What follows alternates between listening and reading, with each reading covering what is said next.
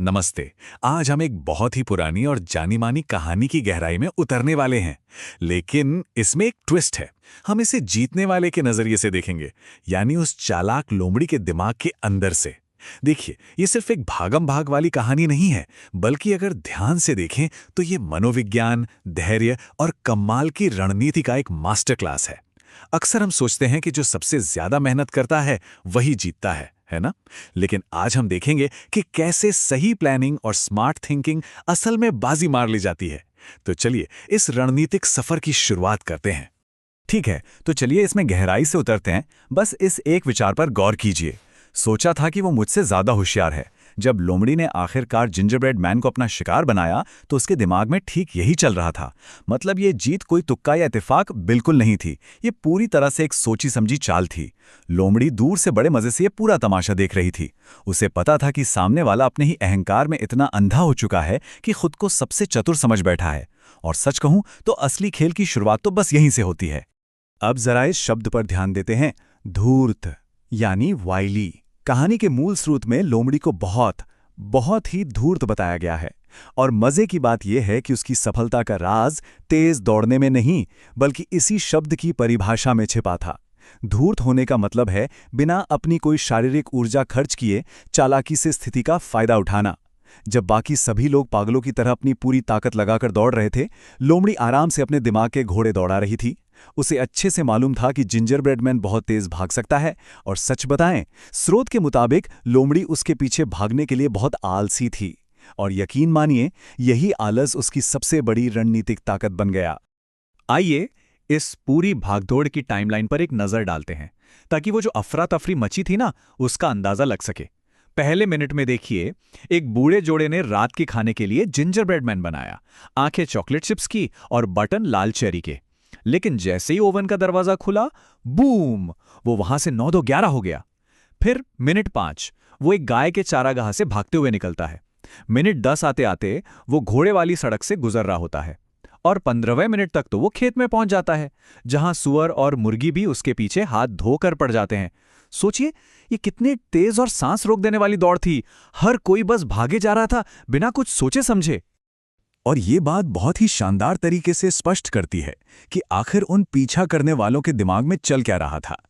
बूढ़ा जोड़ा हो, गाय, घोड़ा, सुअर या फिर मुर्गी, इन सबका एक ही एजेंडा था, अपनी भूख मिटाना। वो बस खाने के पीछे भाग रहे थे। लेकिन यहां सबसे मजेदार बात यह है कि जिंजरब्रेड मैन ने उन्हें कैसे उकसाया। उसने गाय को मोटी चीज कह दिया, सुअर को बदबूदार चीज कहकर चिढ़ाया। और ये जानवर, ये इतनी आसानी से उसके उकसावे में आ गए कि गुस्से और भूख के चक्कर में अपनी सारी एनर्जी बर्बाद कर दी। उनके पास कोई रणनीति थी ही नहीं, बस अंधी दौड़ थी। अब जरा भागने वाले के दिमाग को पढ़ते हैं। जिंजरब्रेड मैन बार बार पूरे घमंड के साथ एक ही रट लगाए हुए था, भागो भागो, जितनी तेज भाग सकते हो भागो, तुम मुझे नहीं पकड़ सकते। अब इस एक लाइन ने लगातार उसके अहंकार को गुब्बारे की तरह फुला दिया। उसे लगने लगा कि दुनिया में अगर कोई खतरा है तो वो बस कोई ऐसा जीव है जो उससे तेज दौड़ सके, बस। और दूर बैठी लोमड़ी ने सब सुनते हुए इस कमजोरी को तुरंत पकड़ लिया। क्योंकि वो कुकी हर किसी को दौड़ में हरा रहा था, तो उसका ओवर कॉन्फिडेंस आसमान छूने लगा था। वो इतना अंधा हो चुका था कि ये सोच ही नहीं पाया कि कोई ऐसा भी हो सकता है जो बिना एक कदम दौड़े उसे मात दे दे। अब इस स्लाइड के बारे में जो बात सबसे ज्यादा दिलचस्प है, वो है इन दो बिल्कुल अलग अलग रणनीतियों के बीच का सीधा और साफ अंतर। एक तरफ वो जानवर हैं जो बुरी तरह हाफ रहे हैं, अपनी पूरी स्पीड से दौड़ रहे हैं और पूरी तरह से गुस्से और भूख के कंट्रोल में हैं। और दूसरी तरफ नदी के किनारे बिल्कुल शांत बैठी हुई हमारी लोमड़ी, कोई घबराहट नहीं, माथे पर पसीने की एक बूंद नहीं। लोमड़ी का मेन मोटिवेशन उसकी भूख तो है ही, लेकिन साथ ही उसका आलस और उसकी चालाकी भी। ये एकदम साफ दिखाता है कि कैसे शारीरिक मेहनत से कहीं ज्यादा मानसिक शांति और फोकस काम आता है। तो जब जिंजरब्रेड मैन भागते भागते नदी के पास पहुंचता है तो उसे क्या लगता है कि लोमड़ी भी उसे खाना चाहती है। लेकिन लोमड़ी का जवाब सुनिए। वो कहती है, तुम्हें खाऊं?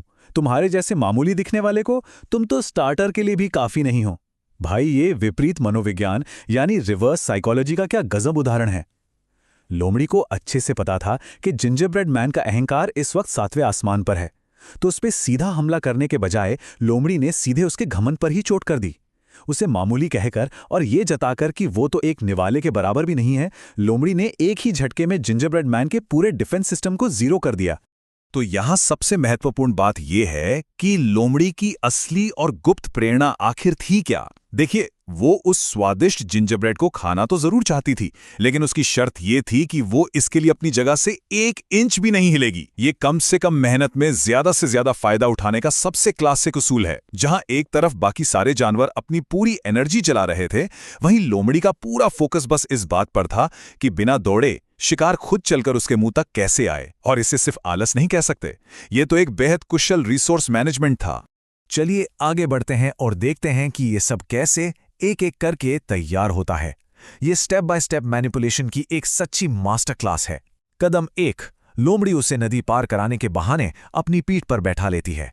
अब जैसे ही शिकार नदी के बीचों बीच फंसता है, कदम 2 शुरू होता है। लोमड़ी नाटक करती है कि उसे भारी लग रहा है और कहती है कि तुम मेरी गर्दन पर आ जाओ। फिर कदम 3, उफ, मेरी गर्दन में दर्द हो रहा है, तुम मेरे थूथन यानी नाक पर बैठ जाओ।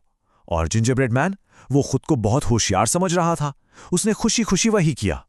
और फिर फाइनली कदम 4, जैसे ही वो थूथन पर आया, लोमड़ी ने बस उसे हल्का सा हवा में उछाला और गप से मुंह में पकड़ लिया। शिकार ने खुद चलकर अपने आप को फंदे में डाल दिया। 0, जी हां, बिल्कुल 0।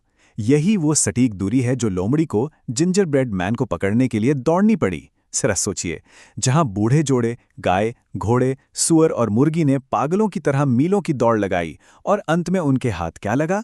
कुछ नहीं। वहीं लोमड़ी ने बिना एक भी कदम दौड़े पूरा का पूरा इनाम झटक लिया। ये इस बात का सबसे बड़ा और अचूक प्रमाण है कि कैसे दिमाग हमेशा शारीरिक ताकत और बिना सिर पैर की भागदौड़ को मात दे सकता है। सही समय पर सही दाव चलना बिना सोचे समझे दौड़ने से कहीं ज्यादा ताकतवर होता है। इस पूरे एनालिसिस के बाद हम सबके सामने एक बहुत बड़ा सवाल खड़ा होता है। जिंदगी के इस रोजमर्रा की दौड़ भाग में क्या बिना सोचे समझे बस इस अंधी दौड़ का हिस्सा बन जाना बेहतर है, या फिर उस लोमड़ी की तरह बनना जो अपनी ऊर्जा बचाकर रखती है, हालात को समझती है और एकदम सही मौके का शांति से इंतजार करती है। अगली बार जब कोई भी होड़ या रेस दिखे तो इस गुप्त रणनीति को जरूर याद रखिएगा, क्योंकि आखिर में सिर्फ तेज भागने से नहीं बल्कि सही रणनीति से ही असली जीत तय होती है।